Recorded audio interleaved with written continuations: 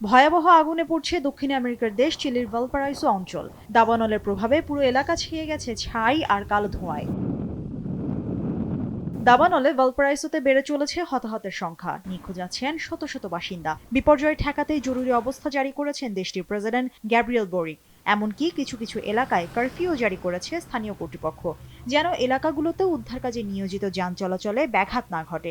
একই সঙ্গে জারি করা হয়েছে স্বাস্থ্য সতর্কতাও। বিভিন্ন জায়গায় স্থাপন করা হয়েছে অস্থায়ী হাসপাতাল। উদ্ধার কাজে নিয়োজিত আছেন প্রায় ১৪০০ দমকল কর্মী। এর সঙ্গে যোগ দিয়েছেন দেশটির মেডিকেল শিক্ষার্থী এবং সেনাবাহিনী। তবে দুর্গম এলাকায় পৌঁছাতে হিমশিম খাচ্ছেন উদ্ধারকর্মীরা।